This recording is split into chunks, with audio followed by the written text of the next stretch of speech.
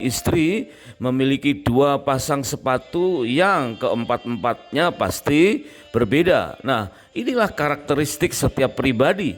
Telah lama digambarkan dengan perbedaan belahan sepatu kita.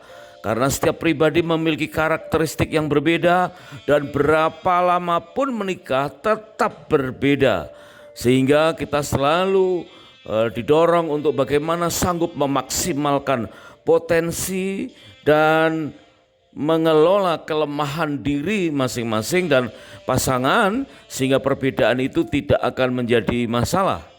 Kita belajar dari firman Tuhan dalam Kejadian 1 ayat yang ke-27 bahwa sejak awal mula Tuhan menciptakan manusia laki-laki dan perempuan yang tentunya berbeda.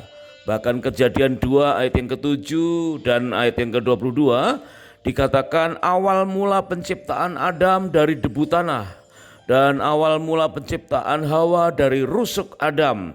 Jadi itu sesuatu yang berbeda dan kemudian diteguhkan di dalam 1 Tesalonika 5 ayat yang ke-23 bahwa masing-masing pribadi kita terdiri dari 3 dimensi yaitu roh, jiwa, dan tubuh.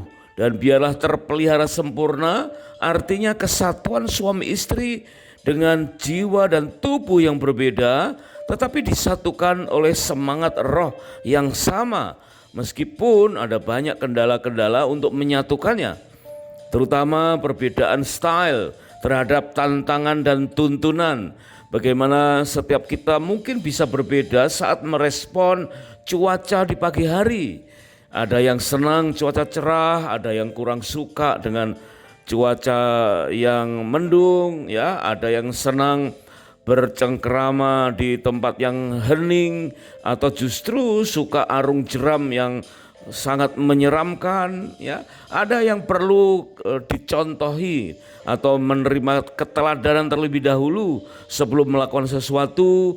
Ada juga beda style terhadap udahlah kita harus bisa membabat hutan, ya, babat alas. Bagaimana kita bisa menjadi pionir. Nah, hal-hal demikian ternyata telah diteguhkan oleh firman Tuhan, yaitu bahwa Allah menciptakan perbedaan jenis kelamin, perbedaan temperamen, dan tidak ada temperamen yang lebih baik atau yang lebih buruk, karena semuanya diproses oleh masing-masing, terutama pasangan suami dan istri, agar menjadi lebih tajam di dalam kehidupan berumah tangga. Sebab itu ada banyak perbedaan area-area yang seringkali membuat kita kurang siap menghadapinya. Nah, kali ini kita akan belajar tentang perbedaan secara psikologis. Wah, ternyata ini merupakan sesuatu yang sering menjadi kendala dalam kehidupan sehari-hari. Karena perbedaan secara psikologis justru dipraktekkannya dalam kehidupan sehari-hari. Namun kita kurang terampil ketika waktu mulai berkenalan, berpacaran, seolah-olah kita silau dengan banyaknya persamaan demi persamaan. Tapi begitu sudah menikah, ternyata ya ada banyak perbedaan-perbedaan secara psikologis. Yang pertama adalah perbedaan pola pikir. Ternyata antara pria dan wanita pola pikirnya berbeda-beda. Pola pikir pria rasional, ya, matematis, umumnya memilah-milah dari satu keadaan ke keadaan yang lain, terpisah dari satu tempat ke tempat yang lain. Pola pikir pria terpisah-pisah. Berbeda dengan wanita, pola pikirnya secara perasaan, secara emosional, secara emosi, dan saling berkaitan. Sehingga apa yang terjadi di pagi hari sangat berpengaruh di malam hari. Ya, apa yang terjadi di kantor atau di tempat ibadah itu akan berlanjut. Perasaannya terungkap waktu berada di rumah. Demikian juga sebaliknya, apa yang ada di rumah akan terpengaruh waktu ada di dalam perjalanan atau sedang beraktivitas di luar rumah. Itulah perbedaan pola pikir pria dan wanita. Pria rasional dan memilah-milah, dan wanita emosional dan saling berkaitan. Kemudian jangkauan berpikir.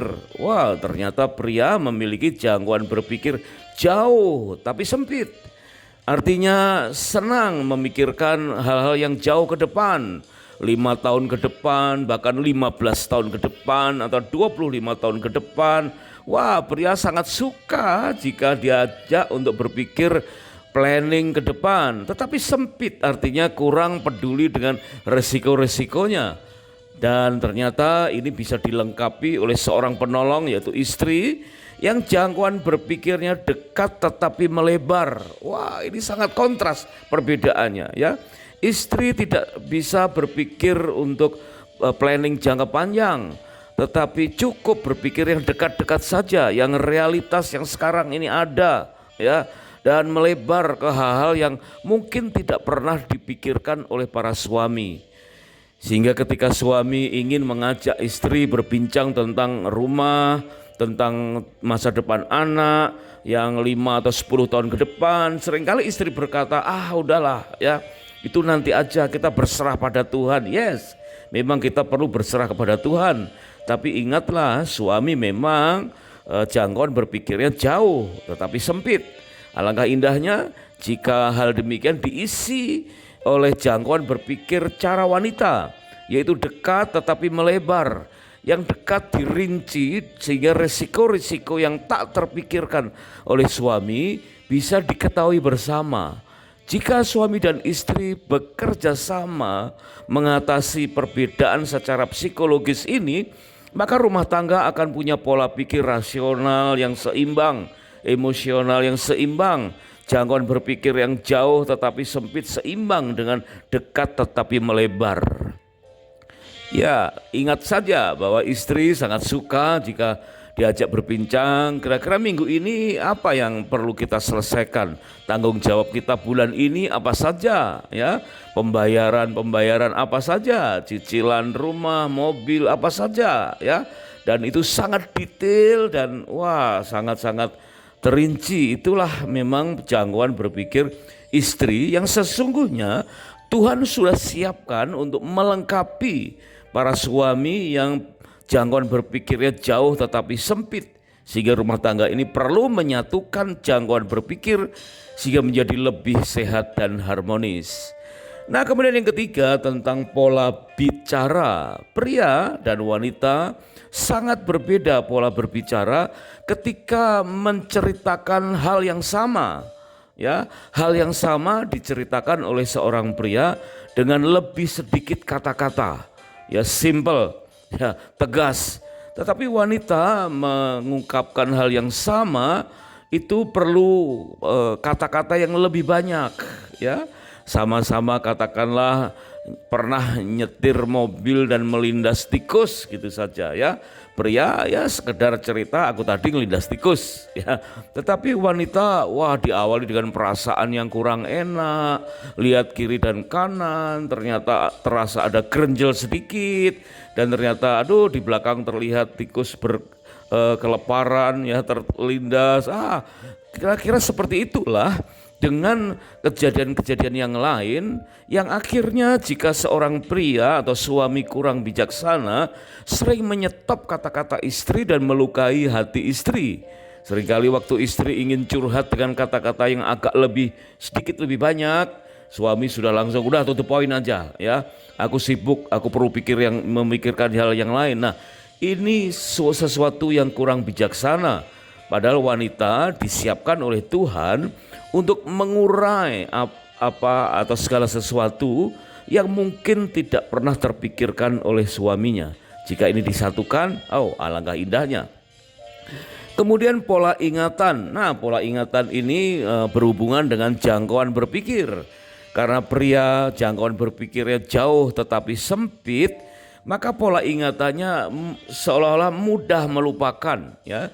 Sebetulnya lupa sama sekali sih tidak, tetapi karena jangkauan berpikirnya jauh, maka yang sudah berlalu seringkali diabaikan sehingga berkesan mudah lupa. Nah, sementara istrinya pola ingatannya lebih tajam. Bahkan ada yang berkata ingatan istri itu ya dikatakan sebagai pencatat sejarah yang ulung. Jadi hal-hal 3 bulan yang lalu masih ingat. Apalagi janji suami di 5 tahun yang lalu masih ingat Ya 10 tahun yang lalu waktu masih berpacaran katakanlah masih ingat, dan seringkali jika suami diingatkan hal demikian, suami langsung membantah, menolak atau bahkan menyangkal dan berkata, itu zaman purbakala, udahlah jangan diingat-ingat lagi ya. Padahal suami sebetulnya juga tidak lupa-lupa sama sekali, tetapi memang suami perlu untuk menggali jangkauan berpikir yang jauh sehingga mengabaikan hal-hal yang sudah lalu, dan itulah perlunya kerjasama antara suami dan istri yang ingatannya tajam sehingga bisa mengingatkan bahaya atau resiko-resiko yang kelak akan terjadi di kemudian hari. Nah, kemudian berikutnya perbedaan secara psikologis pola bekerja. Ya, karena suami jangkauan berpikirnya jauh tetapi sempit, jadi pola bekerjanya satu pekerjaan dalam satu waktu ya. Artinya konsentrasi hal yang satu sementara mengabaikan hal yang lain, dan dia ingin serius dengan hal yang satu dan tidak peduli dengan hal yang lain. Sementara wanita, ini pola bekerjanya dikatakan multiple track ya. Banyak pekerjaan dalam satu waktu. Ya, lihat saja di pagi hari istri bisa sambil memasak, sambil menyalakan, mengaktifkan mesin cuci, sementara bisa menghidupkan mesin kopi, sambil menggendong anak, menabubukkan anak, ya mungkin bayinya masih belum bangun, masih rewel, ya sementara ada telepon dan dia masih sempat menerima telepon, dan waktu telepon bertanya ibu sibuk, dia masih bisa bilang enggak, ya, artinya banyak pekerjaan dalam satu waktu. Sementara si suaminya satu pekerjaan dalam satu waktu atau single track. Nah, jika ini kurang diwaspadai, maka istri sering seolah-olah melakukan kesalahan ketika ingin mengatakan sesuatu atau minta suatu persetujuan kepada suami ketika suami sedang melakukan satu pekerjaan. Misalkan sedang membaca buku, atau melihat TV kegemarannya, atau sedang memantau berita atau perlombaan sepak bola, sementara istri menyela dengan hal-hal yang menurut istri itu sangat penting, sehingga terjadi konflik dan suami hanya sekedar nanggapin sepintas, padahal istri membutuhkan satu keputusan yang pasti. Nah, di sini seringkali terjadi konflik, tetapi biarlah suami dan istri bisa memahami, suami hendaklah lebih memperhatikan satu pekerjaan dalam satu waktu itu serius untuk mendengarkan apa yang akan dikatakan oleh istri. Sementara istri juga bisa menghargai bahwa jika ingin mendapatkan persetujuan atau perhatian suami, perhatikan ya bahwa suaminya betul-betul sudah melepaskan atau beralih dari kegiatan yang lain khusus untuk mendengarkan istrinya. Jika kedua pihak memahami hal ini, maka alangkah indahnya ya hubungan suami istri akan menjadi semakin lebih harmonis. Bapak, ibu, suami, istri yang sedang mengadakan honeymoon yang kedua, merdeka. Nah, perbedaan berikutnya adalah pola belanja. Pola shopping ternyata sering kali kita kurang waspada. Ya, di mana seorang pria, seorang suami umumnya pola shoppingnya, pola belanjanya terkonsentrasi. Jika suami ingin membeli sesuatu atau ngurus sesuatu hal dan perlu pergi ke mall, maka dia punya catatan dalam pikirannya. Ya, ingin memperbaiki atau membeli baterai jam tangan ya, atau menservis handphone, dia langsung tertuju kepada counter-counter tertentu, counter jam tangan atau counter handphone. Sementara wanita tidaklah demikian. Sama-sama punya tujuan ke counter jam tangan atau handphone, tapi dia bisa berputar-putar, berobservasi. Ya, orang bilang mungkin sedang berdoa keliling, ya, mengelilingi mall demi mall dan melihat tulisan sale, sale, sale, 80%, 70%, 50%, dan matanya sangat tertuju dengan angka yang besar. Ya, meskipun kita tahu harga netonya belum tentu jauh lebih murah daripada sebelumnya, tapi bagi wanita pola shopping yang observatif inilah yang menjadi seringkali pertentangan dengan para suami yang terkonsentrasi. Nah, jika hal demikian kita bisa pahami bersama, maka bisa dirunding ya, apakah terkonsentrasinya sudah terselesaikan atau ditunda setelah ini, baru dipersilakan istri untuk berobservasi. Nah, seringkali kita mendengar ada joke ya, betapa suami istri terlihat mesra di mall bergandengan, kemudian suami bilang, ini mah bukan mesra, ini mah memegang istri supaya nggak kemana-mana, ya, langsung ke tujuan supaya tidak membuat tanda-tanda heran ya dengan memakai kartu kredit, tanda-tanda itu, dan kemudian akhir bulan terheran-heran dengan tagihannya. Nah, inilah yang seringkali menjadikan perbedaan secara psikologis dalam hal pola shopping menjadi pertentangan atau ya konflik di dalam kehidupan rumah tangga. Beberapa kekuatan dan kelemahan dari masing-masing temperamen juga sering kali membuat konflik dan kurang merasakan kemerdekaan dalam keharmonisan rumah tangga. Ada 4 varian utama dalam temperamen manusia. Kita tahu dominan atau kolerik ya dengan kriteria-kriteria tertentu, kemudian intim atau sanguin ya, kemudian stabil atau plekmatis, dan cermat atau melankolis. Dan masing-masing pribadi hendaklah mengenali temperamennya masing-masing dan kemudian menyelaraskan dengan temperamen yang diakui oleh pasangannya. Karena seringkali pasangan masing-masing pribadi juga ingin mendapatkan penetapan dalam pengakuan pasangan, oh temperamenku ini, oh temperamenmu itu. Jika kita sudah sepakat, maka kita mudah untuk memperkuat kekuatan kita dan memperkecil kelemahan kita, sehingga sepasang suami istri yang umumnya temperamennya berbeda nyata bisa bekerja sama dan tetap merdeka harmonis dalam kehidupan rumah tangganya. Bapak ibu suami istri yang sedang mengadakan honeymoon yang kedua, seringkali di dunia kerja atau di marketplace waktu kita meeting, kita mudah mengenali orang-orang lain di antara kolega kita atau teman-teman bekerja sebagai orang-orang yang bertemperamen spesifik. Tapi seringkali kita kurang terampil mengenali temperamen pasangan kita sendiri. Contohnya saja ya, maaf, disamakan dengan perbedaan tingkah laku binatang atau hewan ya. Ini bukan merendahkan sesama kita, bukan, mohon maaf. Ya, ini hanya gambaran secara psikologis. Ada beberapa orang yang galaknya bukan main. Nah, ini digambarkan seperti anjing yang gampang tersulut emosi, ya, mudah menggonggong. Mungkin ada beberapa dari kita yang seperti itu. Atau digambarkan nurut banget seperti kuda yang meskipun potensinya besar, tapi dia bisa tunduk taat dengan suitan atau siulan ya. Bersiul sedikit saja kuda itu menurut. Ada beberapa orang yang seperti itu, nurut banget ya. Atau gaya monyet yang sok tahu ya, suka tertawa, manggut-manggut, garuk-garuk, seolah-olah sok tahu. Mungkin ada beberapa orang yang kita gambarkan seperti itu. Atau ada seperti kodok yang digambarkan seperti ngoceh terus, cerewet ya, apa-apa dikomentari dan gak ada apapun, yang ngobrol sendiri, bergumam sendiri seperti kodok yang sedang ngorek ya, sedang ngoceh. Atau beberapa orang kita kenali seperti kelinci atau rusa yang pemalu, imut-imut ya.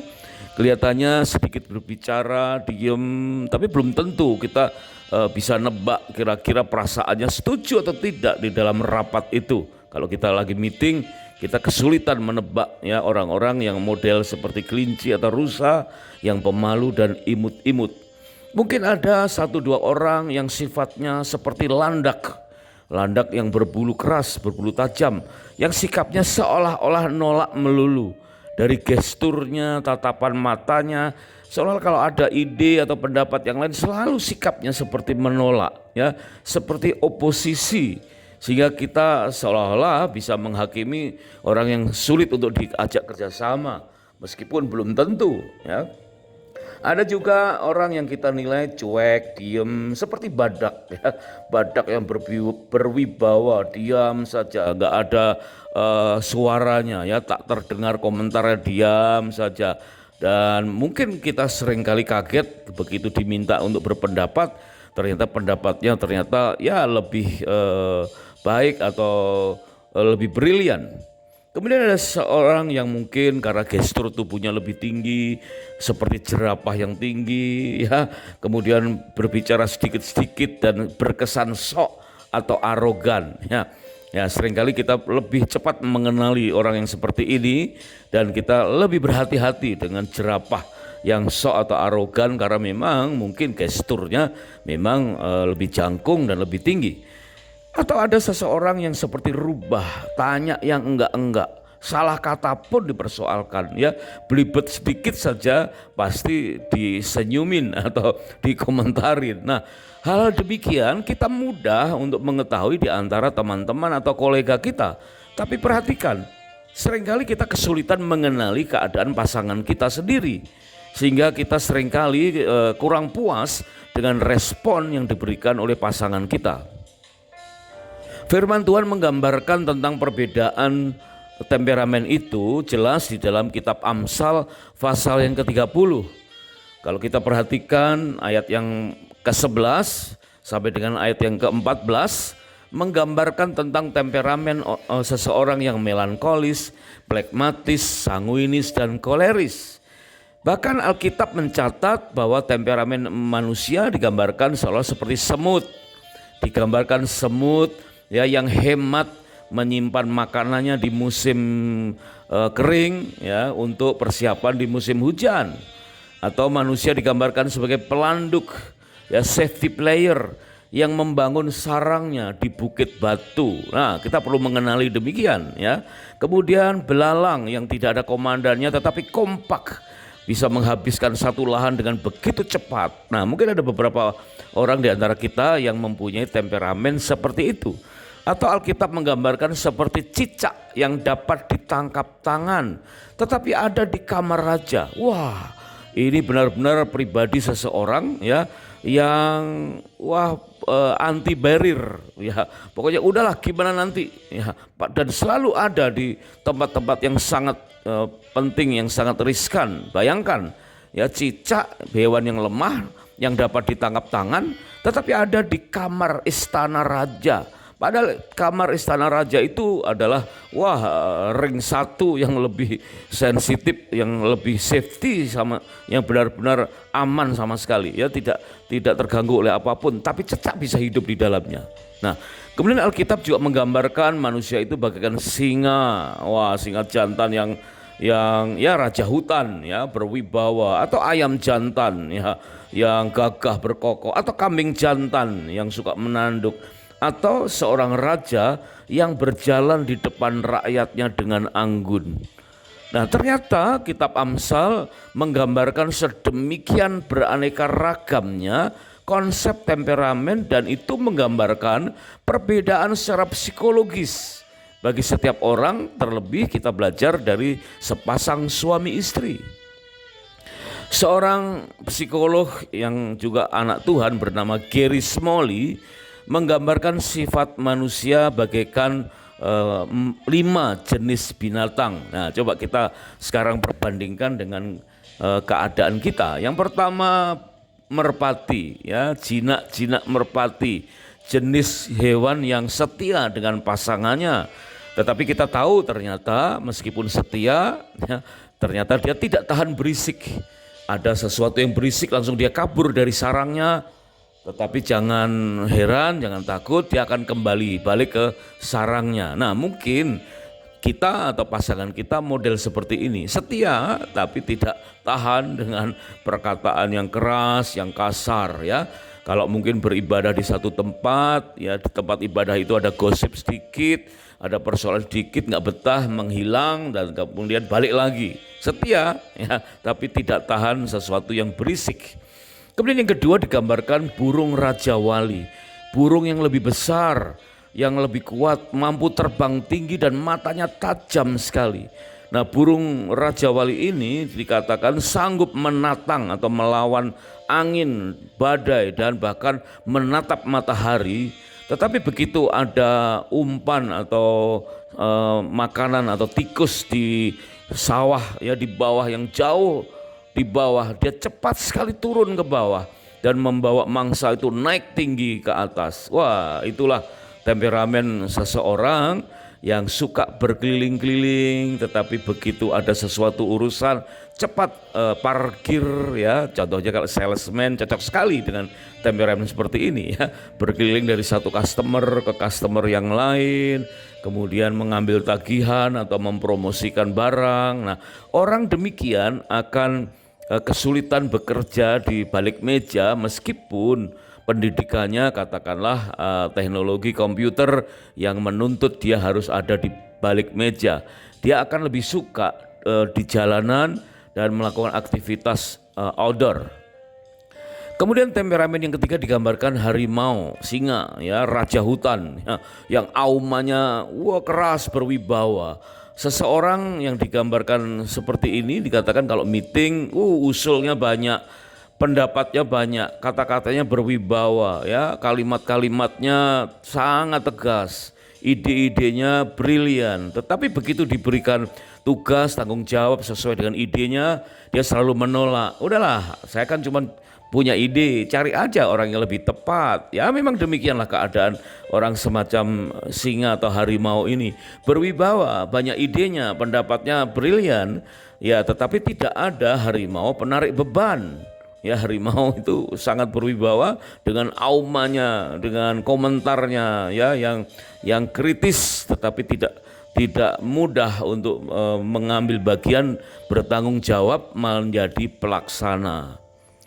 Kemudian yang keempat adalah burung unta, quail. Wah, kelihatannya sulit ditundukkan. Kalau dengan orang asing dia bisa menanduk, ya bisa menendang. Tetapi begitu kita udah mengenalnya, maka dia sanggup untuk ambil bagian untuk menarik beban ya, atau menanggung beban. Dan inilah pribadi atau temperamen beberapa orang yang waktu awalnya kita kenal seolah-olah galak, dari mimik mukanya aja kelihatannya sangar ya. Tetapi ternyata hatinya lembut. Nah, mungkin setiap kita bisa mengenali diri kita dan pasangan kita seperti itu. Kemudian yang kelima adalah burung hantu. Wah, burung hantu kelihatannya diam, toleh ya. Owl ini wah luar biasa ya. Tidak bersuara tapi matanya berkedip-kedip. Kalau lagi meeting kita mudah mengenalinya sebagai orang yang enggak banyak bicara, dan dikatakan orang yang kurang banyak berbicara justru kita anggap sebagai orang yang bijaksana. Nah, coba kita lihat saja, jika memang sesuatu itu mengena dengan konsennya, maka dia akan keluar kata-kata yang bijaksana. Bisa saja kita atau pasangan kita mirip seperti itu ya. Kalau orang bilang seperti gong, jika tidak dipukul tidak akan berbunyi. Nah, begitu dipukul bunyinya sangat indah, sangat merdu. Nah, dari kelima temperamen ini menurut Gary Smalley ada kelebihan dan ada kekurangannya. Baiklah kita mengenali ya diri kita dan pasangan kita sehingga kita bisa mengharmonisasikan perbedaan temperamen ini sehingga bisa memenuhi apa yang dikatakan firman Tuhan di dalam Ulangan pasal 24 ayat yang kelima. Inilah pentingnya honeymoon atau bulan madu yang kedua. Dikatakan yaitu apabila seseorang baru saja menikah, maka selama 1 tahun ia harus dibebaskan dari semua tugas hanya untuk menyenangkan atau menyukakan hati pasangannya. Dan visi ini tertuang di kitab Ulangan yang artinya perlu diulang-ulang. Karena betapa kita kesulitan untuk mengenali temperamen kita sendiri, apalagi mengenali temperamen pasangan, sehingga seringkali terjadi konflik. Jika kita belajar tentang murid-murid atau rasul-rasul atau tokoh-tokoh di Perjanjian Baru, maka kita bisa analogikan kalau temperamen dominan itu contohnya adalah Petrus ya, koleris ya.